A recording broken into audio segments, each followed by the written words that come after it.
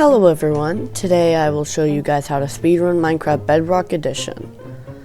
First of all, I have to assume that you have Minecraft Bedrock Edition. Minecraft Bedrock Edition is on console, or also known as Education Edition.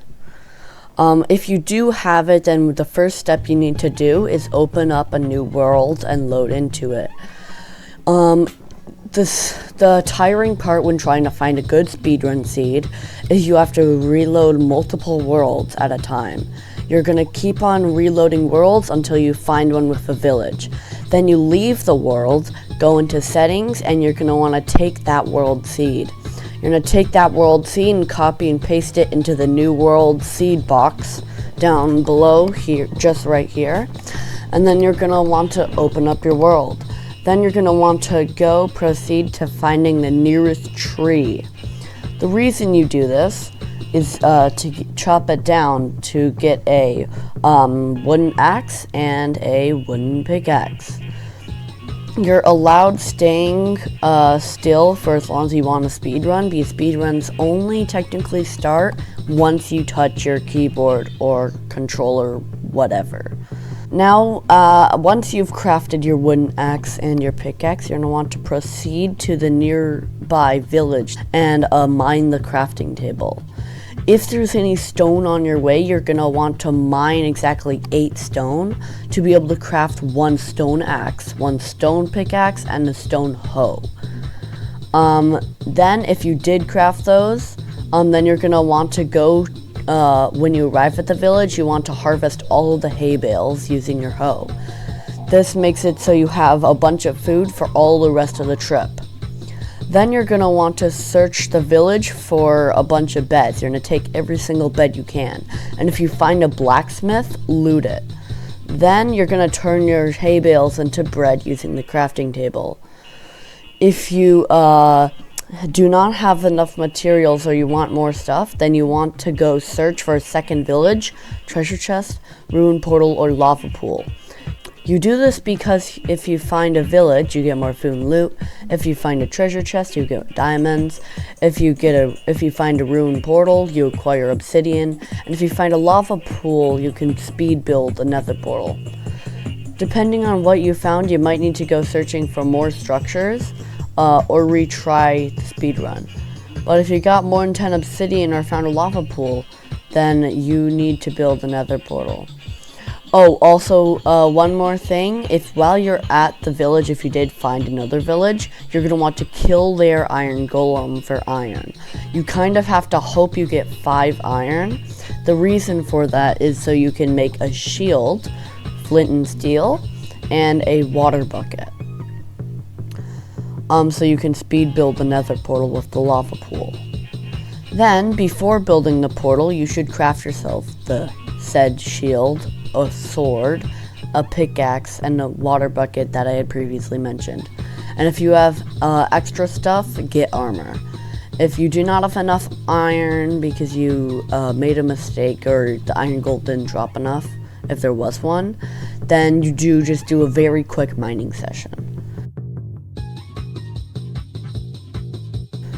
But to build the nether portal, you need to place 2 blocks 2 spaces away, like this, in a horizontal line. Then you're going to want to fill the gap with 2 obsidian. Next, build 3 obsidian up on each of the 2 random blocks at the ends. Then add 1 random block on top of the obsidian pillars each. Then connect the random blocks using obsidian, creating a 4x5x1 hollow rectangle. Proceed with lighting the portal using flint and steel or lava/fire. Then enter the portal and run to the nearest open area that isn't full of lava, because it's easier to spot the nether fortress if you do this. Sadly, this is where most runs end, because in Minecraft Bedrock Edition you just have to hope you run into one. Like this right here. If you do find one, then you're going to want to head inside and find the nearest blaze spawner. You want to do this while avoiding the nether skeletons, because running into them is almost certain death. Now you just have to place blocks along here to stop the blazes from burning you to a crisp. And the reason you do this is because you need blaze rods to craft the Eyes of Ender. You know you have enough blaze rods when you have 7 to 9 because you craft the blaze rods into blaze powder. 1 blaze rod equals 2 blaze powder. Proceed with finding a bastion or a warped forest, and if you do find a bastion, mine the gold in the walls and trade with the piglins until you have 14 to 18 ender pearls. If you found a warped forest, you're going to want to build a roof over your head, then kill as many endermen to get the required pearls. You might even have to do both steps if you did not have enough gold at the bastion. After you've acquired these resources, you should craft the Eyes of Ender using 1 blaze powder, 1 ender pearl, then continue back to your nether portal. Once you're in the overworld again, you're going to use 1 Eye of Ender and head in the location that it started floating in. If you come across an ocean, craft a boat using planks from a nearby tree. Every 250 meters, you're going to want to throw an eye, or if you think it's nearby, then you just throw it every like 150 meters. A meter is 1 block, by the way. If you also want to throw the eye so you stay on track, because if you go off to the side, then that sucks for you. If the eye ends up going underground, you want to dig downward until you reach a room with stone bricks. This place is called the Stronghold.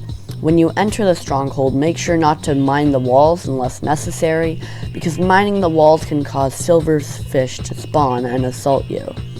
While inside, you have to search for the portal room. The portal room consists of a portal, spawner, several pools of lava, and when you find the room, place the eyes into the portal like so. Doing this should open a portal to the end. If you forgot to craft tools and armor at this stage, then you have to restart. But if you do actually have tools and didn't skip my previous step, then you're going to enter the portal. Upon entering the portal, you might spawn on the air or inside of an island. In this case, I spawned inside of the island. Either way, you have to build or mine your way to the nearby main island, and when on top of the island, you want to make sure not to look at the endermen. If you look at the head of the enderman, they will start attacking you and absolutely massacre you. Now you want to head over to the obsidian pillars. When you arrive at the obsidian pillars, you will see a bedrock structure and a dragon. But first you want to scale the pillars using the water bucket from before. And if you do not have a water bucket and you just magically made it this far without one, you're going to have to build up. But when you do make it atop the pillar, you're going to want to place blocks like this in front of you and then break the crystal. Proceed with doing this for every single tower, then go to the bedrock structure. At the structure, make a setup like so when the dragon perches, use the beds to kill it. You do this for some reason because Mojang decided to make beds explode in the end and nether. No good reason. Yeah, I kind of failed at making this setup. Now, if you run out of beds and the dragon is still alive, you're going to want to use your sword and axe. Now, in this case, I had to use a shovel and partially my fists. But anyways, congratulations, you've now speedrun the game. You may return home or get diamond gear by going through the end gateway and finding end cities. Goodbye.